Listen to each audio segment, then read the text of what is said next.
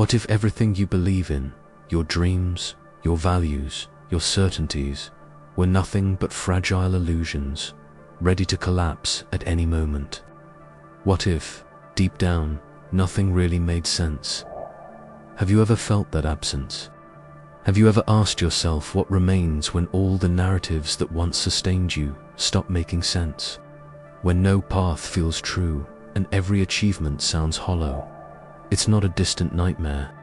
It's a feeling that, sooner or later, everyone experiences. The world, which once seemed solid, begins to quietly fall apart. Promises of happiness, success, and unconditional love feel empty. What remains is a dry, uncomfortable void, hard to ignore. Nihilism is the raw confrontation with this absence of guarantees. Not recognizing it is getting lost in it. But there is another choice: to go through it. This video is a direct invitation to that plunge. Let's understand what nihilism is, how it shapes our emotions and choices, how Nietzsche turned this crisis into power, how it echoes in our current culture, and, above all, how it's possible to build meaning even in the midst of nothingness. Imagine waking up one day and feeling that everything around you has lost its color. Goals, values, dreams, everything seems devoid of substance. That's how nihilism begins to manifest in many people's lives. But before understanding its impact, it's necessary to grasp what nihilism truly is. Nihilism is the deep belief that life has no intrinsic meaning, that there are no absolute truths, no inherent good or evil. Unlike pessimism, which still believes in values even if it sees the future bleakly, nihilism completely breaks with the idea that any objective value exists. The pessimist still clings to the idea that something is worth mourning. The nihilist, on the other hand, questions whether anything is worth feeling, living, or defending at all. In everyday life, this perception can subtly infiltrate. A student who no longer sees meaning in choosing a career. A professional who, even after achievements, feels that none of it really matters. Relationships that feel empty, as if everyone is just playing roles prescribed by a soulless society. Nihilism doesn't need to be spoken aloud. It manifests in the existential exhaustion that many silently carry. This experience creates a profound emotional impact. The feeling of emptiness is not just uncomfortable, it's paralyzing.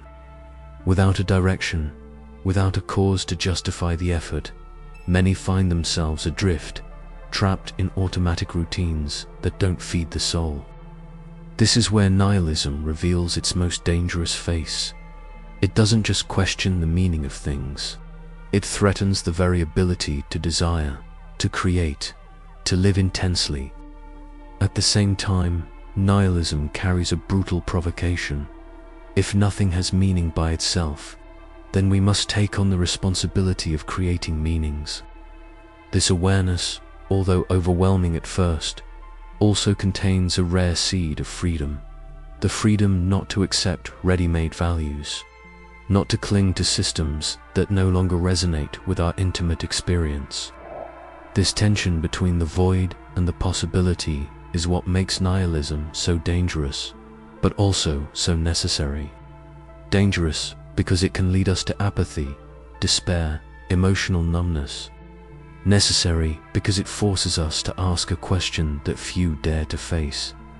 If the universe doesn't give us a purpose, are we willing to create our own? Understanding this difference is fundamental. Nihilism is not just a disease of the modern soul. It is a call to spiritual and existential maturity. An invitation to look at the absence of meaning and, instead of retreating, begin to carve, from the very emptiness, a path that is truly our own. When all the structures that sustained our perception of the world begin to crumble. one inevitable question remains: why keep going? Nihilism sets in at this very point, undermining belief systems, dismantling ideas of right and wrong, success and failure, purpose and direction. The absence of objective meaning throws the individual into an unmapped land where each step must be invented. This absence challenges not only traditional morality, but the very notion of personal meaning. If there is no higher rule guiding our choices, every act, every decision, every small gesture seems to float in the void. The existential weight of this realization can be crushing, and it is in this emptiness that many give up, surrendering to apathy, or desperately try to fill the abyss with distractions, addictions, or oversimplified ideologies. However, ignoring the void does not eliminate it. The anguish persists, disguised, silently corroding the will to live. It is the anguish of someone who realizes that every action, every effort, every achievement, in the end, does not change the fact that the universe is indifferent to our dramas. The anguish of someone who feels that, despite all the applause, nothing truly resonates. In everyday life, this experience is more common than we imagine. It's in the professional who achieves financial success and still feels empty. In the student who, even while getting good grades, secretly questions why they're doing it. In the person who, even while loving their family, feels an inexplicable absence when looking to the future. These moments, small and silent, are encounters with nihilism, encounters that demand courage not to be simply anesthetized. But it is precisely in this abyss that a possibility opens. The search for purpose, in the face of the absence of given meaning, becomes a radically personal journey. There are no more ready-made scripts to follow. There are no more absolute answers to copy. Each person must find, build, and often invent their own reasons to exist. This does not mean creating illusions, but rather taking on the responsibility of giving value to one's life from one's own experience. It means looking at what truly makes the heart beat. It means consciously choosing what to believe in, where to invest time, energy, and love, even knowing that the universe remains indifferent. This journey is solitary, but also liberating. We are no longer bound by others' expectations. We no longer depend on external recognition to validate our existence. The absence of objective meaning is, paradoxically, the condition that allows the creation of authentic personal meanings. And here lies a secret that few discover. True freedom is born the moment we stop waiting for life to offer us a purpose and begin to live so intensely that the very act of existing becomes the purpose. Every choice, every act of care, every creation becomes an act of resistance against the void, and also an affirmation of life. Few thinkers confronted nihilism with as much courage as Friedrich Nietzsche. For him, nihilism was not just a symptom of the decay of old values. It was a brutal and necessary opportunity for humanity to take a step beyond. Nietzsche did not see nihilism as a death sentence, but as a moment of transformation, a devastated ground where new values could be planted. When he declared that God is dead, he wasn't speaking solely about religion, but about the entire edifice of meanings that upheld Western morality. The death of God was the death of absolute certainties, untouchable standards, eternal truths. With the fall of these structures, the human being found themselves facing a universe without a map, without a guide, and without an imposed purpose. A universe, finally, laid bare. But Nietzsche saw two possible paths in the face of this void. The first was passive nihilism, where the individual, unable to create new meanings, resigns, falls asleep, surrenders to disenchantment and stagnation. a nihilism of surrender, leading to mediocrity and apathy. The second was active nihilism, a response of strength and creation. A life impulse that, instead of mourning the absence of meaning, embraces the freedom to create new values, new visions, new ways of existing. It is in this context that the idea of the Übermensch, the overman or superman, emerges. Not a superior being in a physical or warlike sense, but one who has the courage to invent their own values and live according to them, even knowing that the universe offers no guarantees.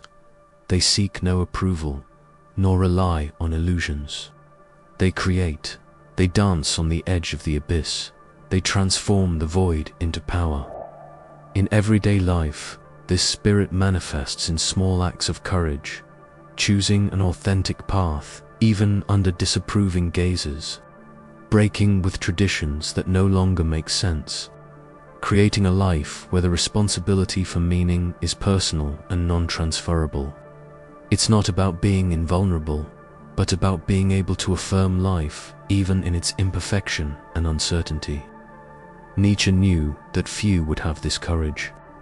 He knew that passive nihilism would be the fate of many, and perhaps the majority.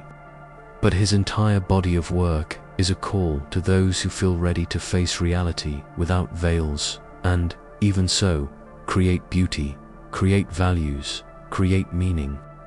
Life, for Nietzsche, does not need a given purpose. It is the purpose. Nihilism, from this perspective, ceases to be an end and becomes a starting point. A chance for radical reconstruction, a fierce freedom that few dare to truly live. And perhaps it is this courage that separates those who merely survive from those who truly live. We live in an era where nihilism is no longer just a philosophical concept. It is an atmosphere. It is present in the streets, on social media, in political discourse, and even in the silences we carry. Contemporary society is facing a massive loss of shared meanings, and like someone waking from a collective dream, many now find themselves wandering without direction, distrustful of everything, including themselves. Institutions that were once pillars, religion, family, education, politics, are being questioned, dismantled, or simply ignored. The blind faith in economic systems, trust in leaders, hope in promises of continuous progress, all of that has collapsed or is collapsing. And in the void left by these falls, nihilism takes hold strongly. When the old narratives lose their force, the individual is thrown into a solitary search for meaning, often without the emotional or philosophical tools to do so. In daily life, we see this in liquid relationships, in purposeless careers, in a performance culture where appearance matters more than essence. People constantly connected, but deeply lonely. A void that many try to fill with unchecked consumption, status, or a frantic search for recognition, but that only grows deeper. Superficiality has become a defense against the terror of looking inward and finding nothing solid. This crisis of meaning is not neutral. It generates anxiety, depression, identity crises. An entire generation questioning whether it's worth forming bonds, fighting for ideals, or even continuing to exist. The absence of objective values creates fertile ground for extremism, radicalism, and a desperate search for any narrative that even temporarily restores a sense of belonging or importance. The problem is that, often, these responses are fragile, false, or dangerous. And when they also collapse, as they inevitably do, the individual feels even more lost than before. Ignoring the nihilism of our time is like trying to cover the sun with a sieve. It doesn't stop it from burning. But it's important to realize that this crisis also opens an opportunity. The loss of imposed collective meanings allows for the emergence of more authentic, more intimate meanings, when no one dictates what should be considered important anymore. Each person has the chance and the challenge to discover within themselves what is worth living for. This demands courage, self-knowledge, and a willingness to face silence and discomfort. In contemporary society, nihilism is an inescapable reality. But by recognizing its presence and understanding its roots, we can begin to transform this crisis into a turning point. Instead of succumbing to the void, we can face it as open ground, still unexplored, where new ways of being and living can finally be born. Facing nihilism does not mean surrendering to it. If the universe doesn't offer us a ready-made purpose, then the freedom and the responsibility to create meaning becomes entirely ours. This realization is both terrifying and liberating. The void that once seemed overwhelming transforms, for those who accept the challenge, into a blank canvas. Overcoming nihilism begins with a simple and radical gesture. Stop seeking external justifications for living. Don't wait for society, religion, or tradition to provide definitive answers. Instead, turn inward and ask, what, for me, makes life worth living? This is not a question to be answered quickly or superficially. It requires silence, courage, and often a painful deconstruction of everything that was imposed. In daily life, this can mean finding purpose in genuine relationships, in artistic creation, in work that reflects personal values, or in the ongoing pursuit of knowledge and transformation. It's not about grand heroic gestures, but about making daily choices that align with what truly resonates inside. Cultivating moments of presence, authentic connection, and creation, even small ones, is already an act of resistance against the void. It's important to understand that creating personal meaning is not a task isolated from the world. The richest human experiences, loving, caring, creating, fighting for justice, seeking beauty, gain depth precisely because we know they are finite, fragile, fleeting. Knowing that everything passes doesn't diminish the value of these experiences. On the contrary, it makes each moment even more precious. The freedom to create a life with personal purpose is perhaps the most difficult and, at the same time, the most beautiful achievement we can reach. In an indifferent universe, each conscious act of love, each gesture of generosity, each artistic or intellectual creation is a small miracle. Not because it changes the universe, but because it changes us. And by changing ourselves, we change everything we touch. If we ignore this possibility, nihilism will consume us. Apathy, alienation, and resentment will silently grow until they become the default mode of existence. But if we accept the challenge of creating personal meaning, we have the chance to live with a depth that few experience. Not because we found the ultimate answer to existence, but because we chose to live as if each moment had immeasurable value, and, in doing so, it truly does. Creating meaning is an act of courage, a daily choice, a patient construction. It's getting up every morning and, even in the face of the void, deciding to live so intensely and so truthfully that the void itself bends to our presence. It is the deepest form of freedom, and also the most authentic form of happiness. Nihilism, despite all its weight, is not a final sentence. It is a brutal invitation to lucidity. When we realize that the world doesn't offer us a ready-made purpose, we have two choices: surrender to apathy or embrace the terrifying freedom of creating our own meanings. This choice defines the course of our existence. Looking into the void takes courage. It is not easy to face life without guarantees, without promises. But it is exactly in this uncertain terrain that the possibility of real authenticity is born. Life does not need an objective meaning to be lived with passion, depth, and love. We are the artists of our existence, and each conscious choice is a stroke that draws our story. If you feel the weight of nihilism in your life, don't hide. Stop, listen to the silence, confront your most intimate questions. Then, slowly, begin to build. Small meanings, small gestures, small passions, they will grow. And, in time, they will create roots so deep that the void will lose its power to paralyze you. Life is too short to be lived waiting for something external to save us. The only real salvation is born from within, from the courage to create meaning even when the world seems indifferent. That is the true revolution, and it begins now with you. If you enjoyed this content and want to explore more about life's questions, subscribe to the channel and share this video with others who are also among the awakened.